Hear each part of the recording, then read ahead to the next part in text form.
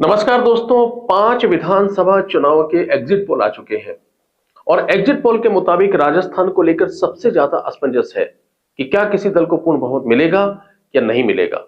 और जैसे ही यह खबर मार्केट में आई, राजनीतिक दलों को पता चली, लगातार ये खबरें आने लगी कि दोनों प्रमुख दल कांग्रेस और भारतीय जनता पार्टी ने प्लान बी पर काम शुरू कर दिया है। अब आप सोच रहे होंगे कि राजनीति में राजनीतिक दलों का प्लान बी क्या होता है। तो आज हम इसी राजनीतिक शब्दकोश के राजनीतिक दलों के प्लान बी पर बात करेंगे कि प्लान बी क्या होता है, प्लान बी किस तरीके से मैनेज किया जाता है, प्लान बी की जरूरत क्यों पड़ती है और प्लान बी के तहत क्या क्या गतिविधियां होती हैं। दरअसल जब मतदान हो जाता है और चुनाव परिणाम आते हैं, उसके पहले अगर राजनीतिक दलों को लगता है कि पूर्ण बहुमत आएगा तो फिर वो प्लान ए बनाते हैं। प्लान ए का मतलब है कि पूर्ण बहुमत आना। जैसे राजस्थान को लेंगे तो 200 सीटों में से अगर किसी राजनीतिक दल को लगता है कि 110, 115, 125 सीटें यानी पूर्ण बहुमत आएगा तो फिर वो प्लान ए पर काम करता है। प्लान ए के अंतर्गत बड़ा कंफर्ट जोन होता है राजनीतिक दलों के लिए। विधायक दल की बैठक बुलाई जाती है, केंद्रीय नेतृत्व वहां से पर्यवेक्षक को भेजता है और कहा जाता है कि जो विधायक दल चाहेगा उसे ही नेता बनाया जाएगा, नहीं वो मुख्यमंत्री बनेगा। लेकिन भारतीय राजनीति में ऐसा होता नहीं है। जब पर्यवेक्षक आता है और विधायकों की मीटिंग बुलाई जाती है तो पर्यवेक्षक उसमें एक नाम बता देता है कि केंद्रीय नेतृत्व इसको पसंद करता है और सामान्यतः वही नेता चुना जाता है और वही मुख्यमंत्री होता है। कई बार इसमें बड़े चौंकाने वाले नाम होते हैं। जैसे यूपी में योगी आदित्यनाथ का नाम आया, पहले किसी ने सोचा नहीं था।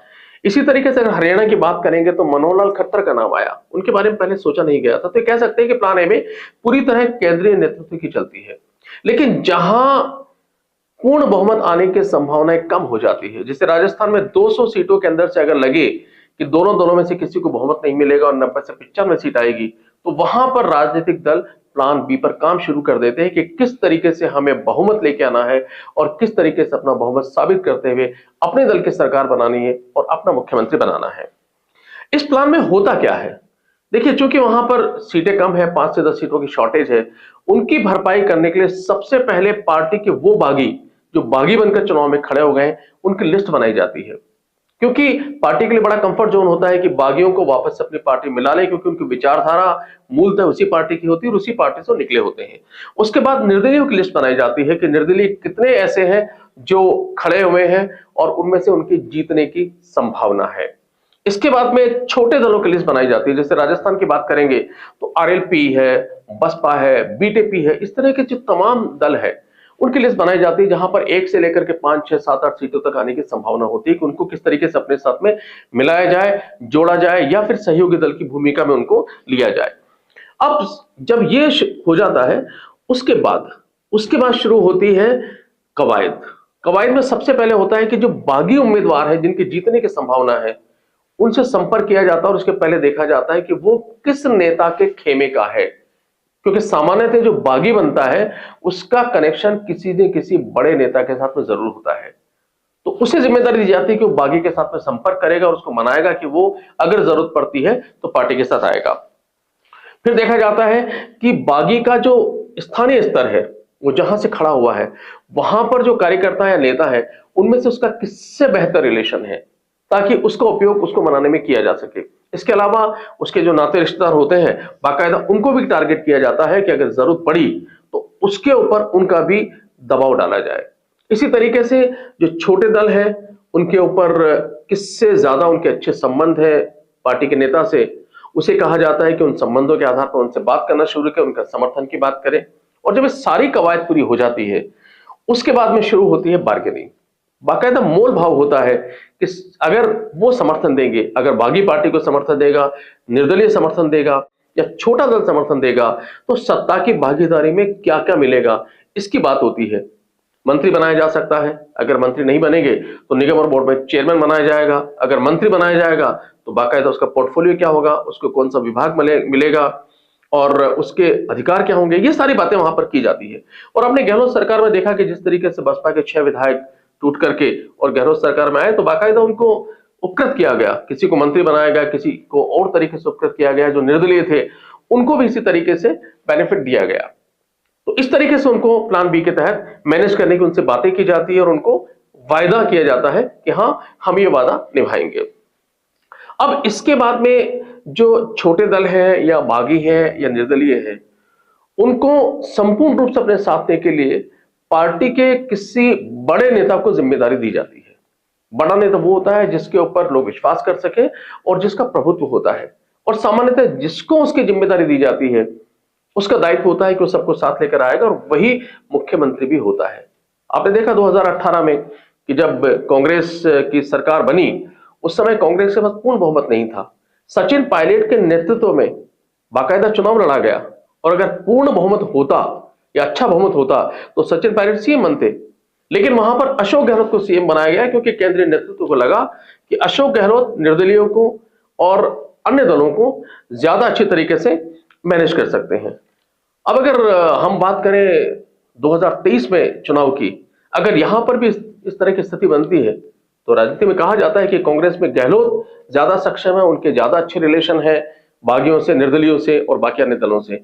इसी तरह अगर भारतीय जनता पार्टी की बात करेंगे तो भारतीय जनता पार्टी के लिए कहा जाता है कि वसुंधरा राजे सिंधिया वो इसमें ज्यादा सक्षम है कि वो बागियों को भी साथ में ले सकती है, निर्दलियों को साथ में ले सकती है और अन्य दलों को भी साथ में ले सकती है।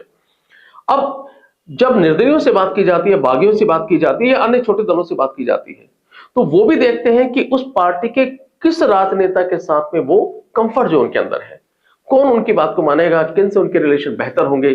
तो कई बार जब उनको साथ लेने की बात होती है तो पार्टी में साफ साफ बता देते हैं कि अगर इसको नेतृत्व सौंपा जाएगा तो हम पार्टी को समर्थन करेंगे, पार्टी का साथ देंगे। और उस परिस्थिति में मजबूर होकर केंद्रीय नेतृत्व को ना चाहते हुए भी उनकी बात को मानना पड़ता है। हाईकमान चाहे ना चाहे, लेकिन अगर समर्थन देने वाला कहेगा तो आपको मानना ही पड़ेगा, उसे कॉम्प्रोमाइज करना ही पड़ेगा। 2018 का उदाहरण हमने आपको दिया ही दिया अभी कि उस वक्त अशोक गहलोत को सीएम बनाया गया। अगर पूर्ण बहुमत होता तो निस्संदेह सचिन पायलट शायद यहां पर सीएम होते।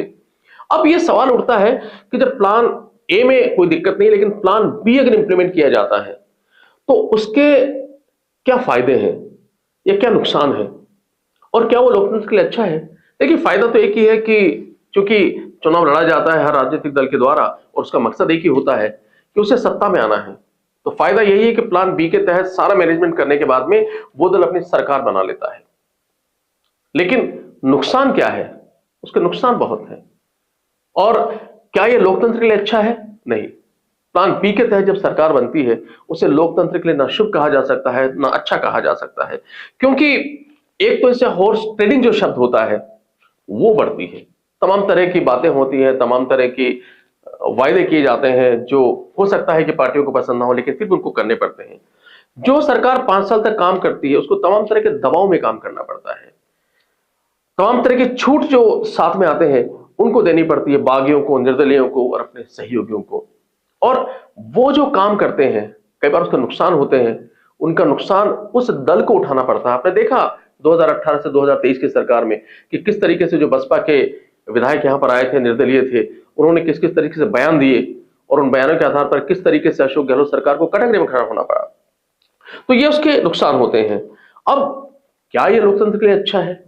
जी नहीं, लोकतंत्र के लिए बिल्कुल अच्छा नहीं है, क्योंकि इस तरीके से जब दबाव में कोई सरकार काम करती है तो उसका जो मूल उद्देश्य है वो हट जाता है। उसने जो एजेंडा बनाया, उसने जो चुनाव घोषणा पत्र दिया, उस घोषणा पत्र पर अमल करना मुश्किल हो जाता है। लेकिन जब तक भारत की राजनीति में इसी तरीके से लोकतंत्र चलेगा तब तक इससे छुटकारा पाना भी संभव नहीं। तो दोस्तों, ये था प्लान बी क्या होता है राजनीतिक पार्टियों का, इसकी एक व्याख्या। अगले वीडियो में फिर आपसे मुलाकात होगी, फिर राजनीति के किसी शब्द को उसके शब्द के साथ। चलते चलते आपसे एक गुजारिश और, इस वीडियो को सब्सक्राइब जरूर कीजिए, साथ ही लाइक भी कीजिए और राजनीति में रुचि रखने वाले अपने मित्रों को शेयर भी कीजिए। इस वीडियो में फिलहाल इतना ही, अगले वीडियो में फिर आपसे मुलाकात होगी, तब तक के लिए नमस्कार।